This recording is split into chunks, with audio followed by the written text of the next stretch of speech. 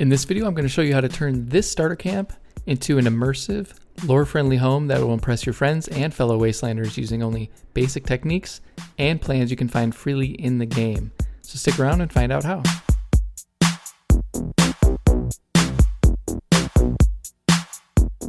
Alright, before we get started, you're going to need two things. First is the pressure plate, unlocked with the advanced power connector plan found in-game via these vendors, and also the flamethrower trap, which is awarded after completing the Coming to Fruition quest.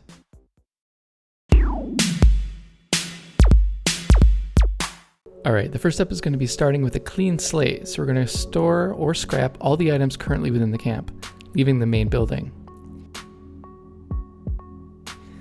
This is an example camp I put together for this demonstration, but it shows a lot of different things that break immersion in the game, such as floating items, random item placement, too many turrets, a fusion generator for such a small space, and a boxy structure with no personality.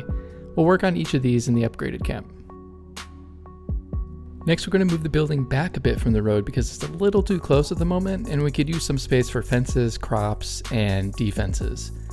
So what we're going to do is we're going to blueprint the entire building and move it into a better spot with more curb appeal.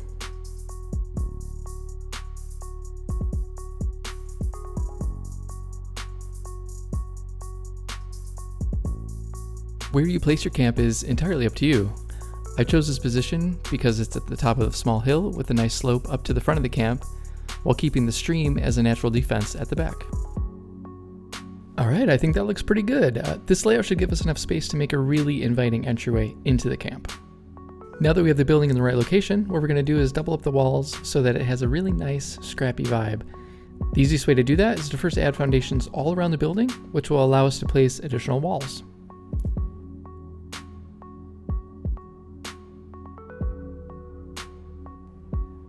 Then, switch all the walls from wood to metal door frames.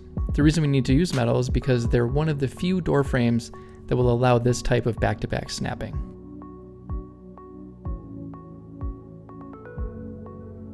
Now place the new door frames around the outside of the building, and when you're done, just delete the extra foundations.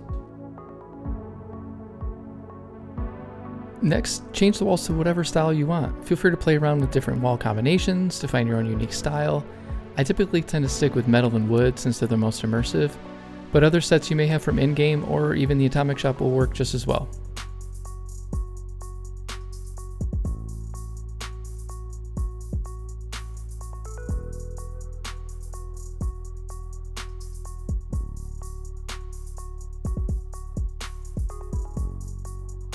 Now it's time to break up the boxiness of the building. So we're going to add in a small one foundation entryway with a roof to give the whole thing a brand new look. I'm going to lower the entryway foundation just a little bit, which will give us space for our vendor and break up the front facade.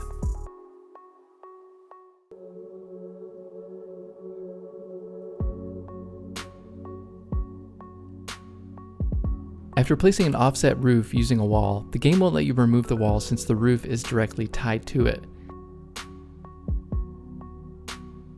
To remove the wall, all you need to do is switch the roof to a corner piece, which disconnects it from the wall. Then store or scrap the wall and switch the roof back to a flat piece. We need to make sure the roof is supported or else it'll break immersion. So grab a set of stairs and position some upper floor foundations so that their center snapping point is where you want the columns to go. Simply snap them into position and then just delete all the floors and stairs.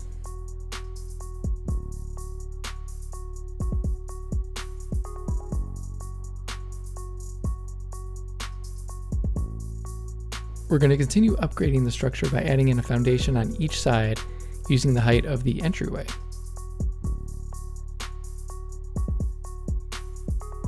This will again help to break up the boxiness a bit and give us a little bit more room to play around with inside. Feel free to get creative, but the main takeaway here should be to break up the symmetry.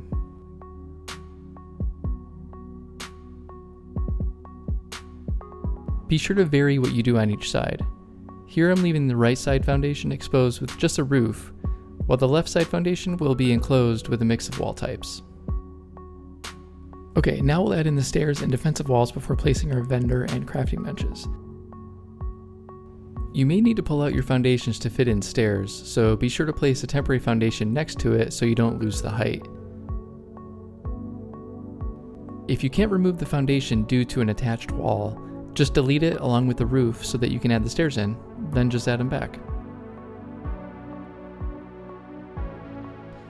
This is supposed to be a scrappy, thrown together camp, so be sure to vary the style of your defensive walls to increase immersion. People tend to overuse the short wooden barrier, which can make the camp seem samey. Don't sleep on the white picket fences either, I really dig them, but ultimately you should find your own style and run with it.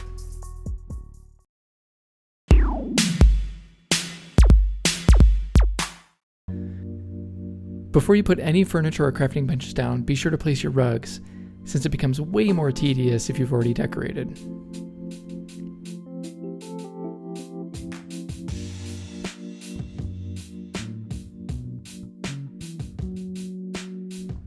When placing your vendor, always be sure to make it as visible as possible. The front entryway is a prime spot for this, so that's where I'll add it for this build. Try to avoid placing all your furniture and workbenches around the walls of the interior. Instead, use them to break up the flow, which is a bit more pleasing to the eye, immersive, and makes it more interesting to decorate.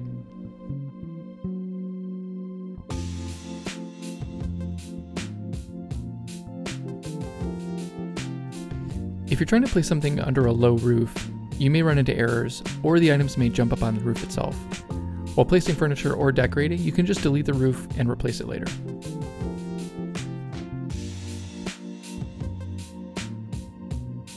Here I'm offsetting the fermenter and being sure to place both it and the brewing station outside so the interior doesn't get all, steamy, I guess.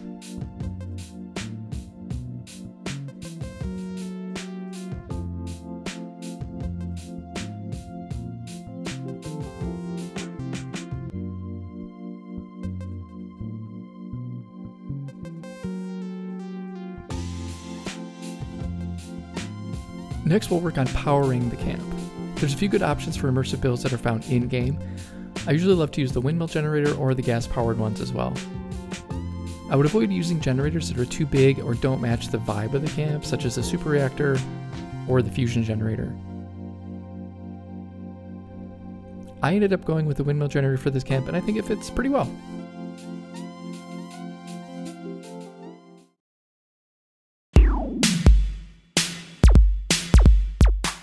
Alright, before we get into decorating, let me show you how to merge items using the pressure plate. Let's say you want to merge the flamingo down into the radiation barrel. Grab a pressure plate and place it on an even surface. Select it and move it slightly and then place it again. This will drop the plate down and allow you to merge. Put the flamingo on top of the barrel and place it on the pressure plate.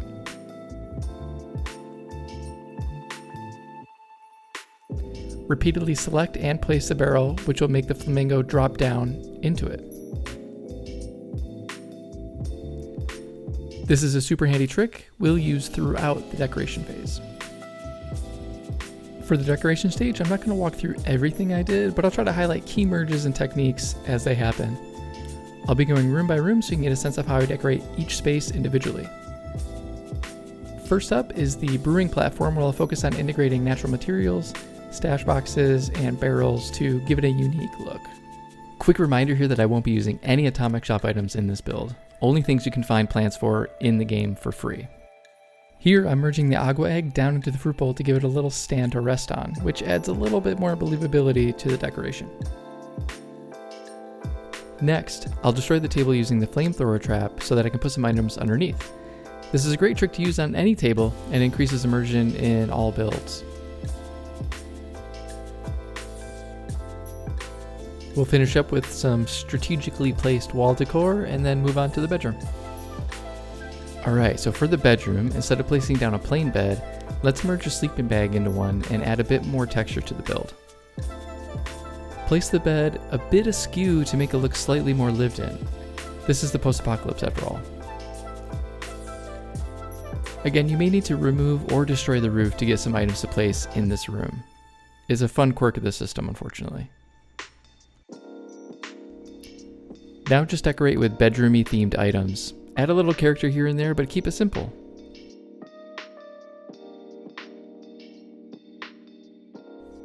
I love putting stuff beneath the beds, so fire trap that bad boy and place a suitcase, stash box, or floor decor item underneath to help increase immersion. Now let's add a little bit of wall decor and fill in some of the empty spaces that are left.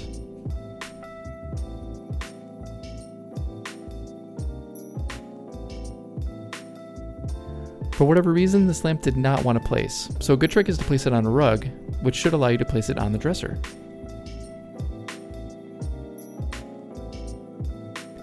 I actually came back a bit later and merged an oil lamp into this lamp because it felt way too bright for the space and it just looks so much better.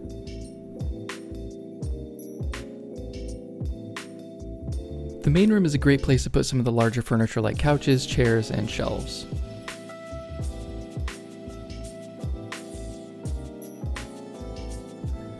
To spice up the cooking stove, we'll merge it down into this old desk. There are plenty of other tables you can use as well, so feel free to play around with different merges. I changed the wall to a doorway to allow the stove to sit further back. You could also burn the wall to accomplish the same thing, but this was just easier.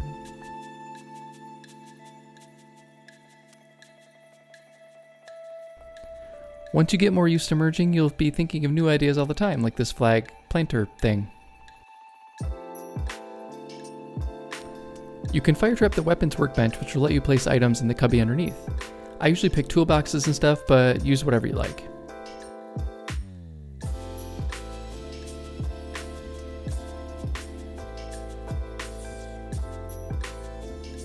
A great way to make your camp stand out is to merge items down into a large shelf like this.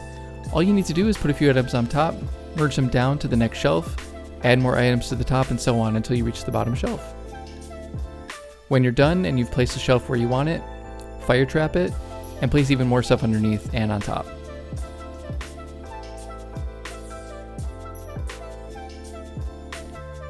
As you're building, you always want to make sure you're not mistakenly preventing access to your workbenches, so always be sure to double check before moving on.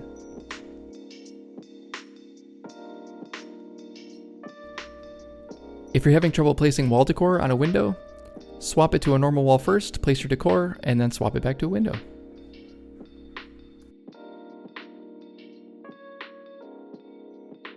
Now that we have the room filled out, let's focus on lighting it correctly. Find the dark corners, dead zones, and bright spots in your camp, and adjust so you get a nice mellow ambient light throughout. A good trick for getting power into your interior is use a piece of wall decor to place your conduit on. My favorite is the restroom sign since it's small and barely noticeable. Place the conduit on the sign and make sure it's locked together. Attach a power cable to the conduit, then move the sign once. Grabbing it again will allow you to place it anywhere while maintaining the connection. I use this trick all the time to hide unnecessary wiring. Depending on your placement, you may need to adjust the positioning of your conduit so that no wires show through your building. This one is still showing a little bit, so we'll move it a bit more out of the way. The color light bulb is fantastic for adding ambient light, especially the orange and yellow variations. Play around with it and have fun. If you find that something is floating after you place it, try merging it into a rug. This will allow it to drop down into the ground for a cleaner look. I'm placing the rug at the back of this ice machine so it's hidden from view.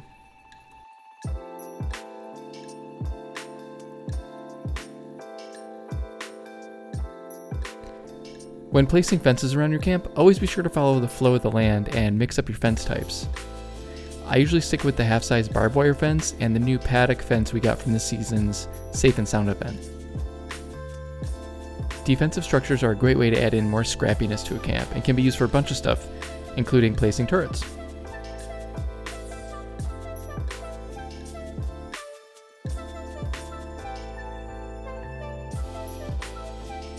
This defensive structure fits well within the fencing, but it's also floating, so let's fix that using a blueprint.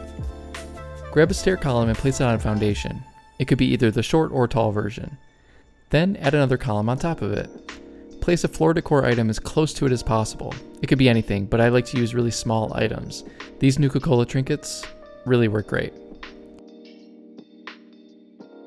Once you have them all together, blueprint the whole thing and save. Then pull up your new blueprint, place it on top of the defensive barrier where the wood joints come together. Since you're using a small floor decor item, it should place easily. Once that's done, snap a large stair column to the bottom and delete the other ones above. Now it looks like it's supported by these beams. Alright, let's add turrets next. There are some random encounters that come through this area, so having 1 or 2 won't hurt. I like to put turrets on top of stash boxes so they sit above the defensive barrier, but some stash boxes don't play nice. Bust out a few trusty rugs and they'll play along.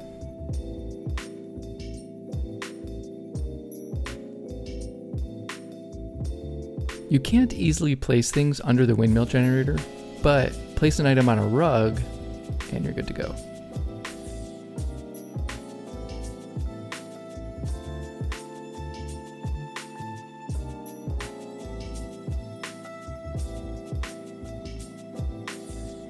If you don't have brambles from the atomic shop, a great alternative is to use blackberry bushes.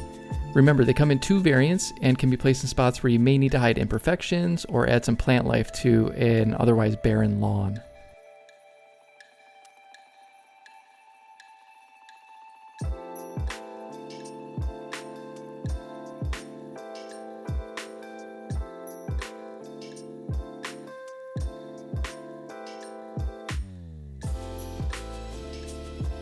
Let's use the same stair column blueprint we just made to create a unique entrance at the front of the camp. Place the blueprint on top of both sides of the gate. You may need to fire trap the gate and surrounding fences in order to get the bottom to snap into the ground. Remember, finding creative ways to reuse blueprints can open up a ton of new possibilities for your camps. Now we'll add in a conduit at the top so you can string some caged bulb lights across and make a really nice, inviting entrance.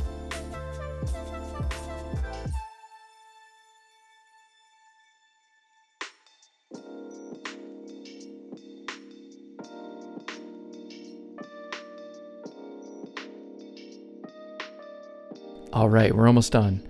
One last thing I want to show you is you can merge some of the wooden traps down into items as well. So I really like merging them down into other barriers like this concrete one. It really adds some junky, scrappy vibes to the whole place and I just love it.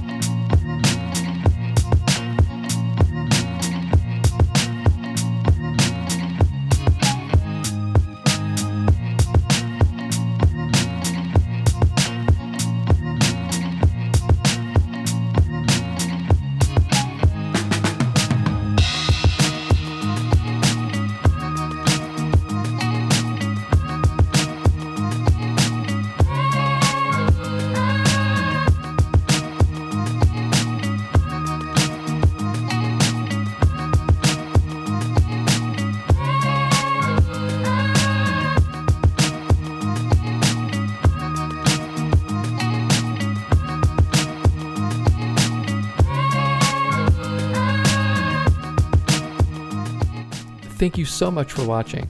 I really hope you enjoyed this tutorial because I wanted to show that you don't need atomic shop items or crazy tricks to make beautiful immersive camps.